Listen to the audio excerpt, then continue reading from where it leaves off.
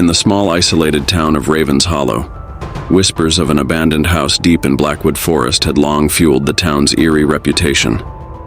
It was said that the house had once belonged to the Blackwood family, who mysteriously vanished over a century ago. No one dared to go near it, believing it was cursed. One autumn evening, 4 friends, Sarah, Tom, Emily, and Jack, decided to challenge the legend. Armed with flashlights and a sense of bravado, they ventured into the forest. The air grew colder and the trees denser as they approached the house.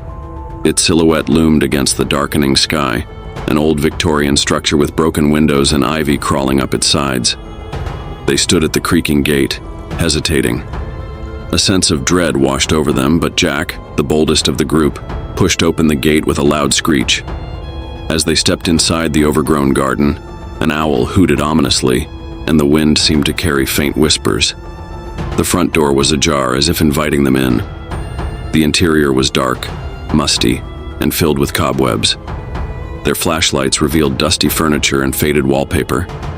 Emily found an old photograph on the mantelpiece of a family. A man, a woman, and 2 children. Their eyes seemed to follow her, sending a shiver down her spine. Suddenly, Tom's flashlight flickered and went out. He cursed and shook it, but the light didn't return. Just then, they heard a distant thud from upstairs. "Probably just the wind," Sarah said, her voice trembling. But deep down, they all knew it was something more. Summoning their courage, they climbed the staircase, which groaned under their weight. On the 2nd floor, they found a long hallway lined with closed doors. The air was thick, and a strange, musty odor permeated the space. At the end of the hallway, a door stood slightly open, revealing darkness within. As they approached, a cold breeze seemed to emanate from the room, chilling them to the bone. They pushed the door open, revealing a child's bedroom frozen in time, complete with toys scattered on the floor and a small bed draped with a moth-eaten quilt. Suddenly, Sarah gasped. "Look!" She pointed to the mirror on the wall, which began to fog up as if someone were breathing on it. Slowly, words appeared.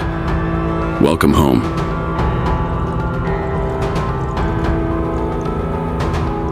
Panic surged through the group. Jack tried to brush it off as a prank, but the fear in his eyes betrayed his bravado. They decided to leave the room and explore more of the house, hoping to find an explanation. As they walked down the hallway, they heard faint giggling, like that of children playing hide-and-seek. "Let's get out of here," Tom insisted, but the others were too intrigued, or too scared, to back down now. They entered another room, which appeared to be a study. Dust-covered books lined the shelves, and an old typewriter sat on the desk. Emily approached the desk, feeling a strange compulsion to type. Her fingers moved seemingly of their own accord, tapping out a message. "Find us." The typewriter stopped abruptly and Emily stumbled back, horrified. The friends exchanged nervous glances, the gravity of their situation sinking in. Just then they heard a crash from the floor below. They rushed downstairs, finding the front door slammed shut and locked from the inside. The temperature in the house dropped even further, their breath visible in the dim light. Jack tried the door, but it wouldn't budge. "What the hell is going on?" he shouted. A soft, ghostly voice replied, "You're not supposed to be here." The friends spun around but saw no one. Shadows seemed to move on their own, and the house felt alive with a malevolent presence. The floorboards creaked as if unseen feet were walking around them. Suddenly, Sarah let out a blood-curdling scream. They turned to see her being dragged by an invisible force toward the basement door, which stood ominously open. They grabbed her just in time, pulling her back with all their strength. The door slammed shut, and the dragging stopped. "We need to find a way out," Emily panted, "before it gets worse." Tom noticed an old map of the house framed on the wall. "The attic," he said, pointing to a small ladder icon. "There might be another way out up there." With no other options, they headed for the attic stairs. The narrow, rickety staircase seemed endless, the darkness pressing in around them.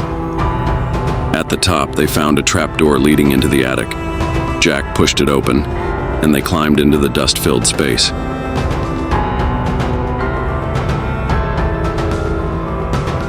The attic was cluttered with forgotten relics and cobweb-covered trunks. Moonlight filtered through a small, grimy window, casting eerie shadows. As they searched for another exit, Emily found an old diary hidden beneath a pile of newspapers. She opened it, and the faded ink revealed the final entries of Eleanor Blackwood, the matriarch of the house. June 15th, 1924. The voices have returned. They whisper of terrible things. The children are scared. Henry says it's just the wind, but I know better. June 20th, 1924. We are prisoners in our own home. The doors will not open, and shadows move on their own. I fear we are doomed. June 25th, 1924. Tonight they will come for us. We have no escape. I hope whoever finds this knows what happened here. As Emily read the final entry, the temperature plummeted. A deep, resonant hum filled the attic, shaking the very walls. Suddenly, the trapdoor slammed shut, trapping them. Look. Sarah pointed to the corner of the attic where a dark, swirling mist began to form. From it emerged the ghostly figures of the Blackwood family, their eyes hollow and sorrowful. "Why are you here?" Eleanor's ghostly voice echoed, filled with anguish. "We just wanted to see," Jack stammered. "We didn't mean any harm." "You must leave," Eleanor said, "before they come." "Who?" Tom asked, his voice barely above a whisper. "The ones who cursed us," Eleanor replied. "The spirits of the forest. They won't let you go unless—" "Unless what?" Emily asked desperately. "Unless you break the curse. Find the talisman," Eleanor said, pointing to an old chest in the corner. "It's the only way."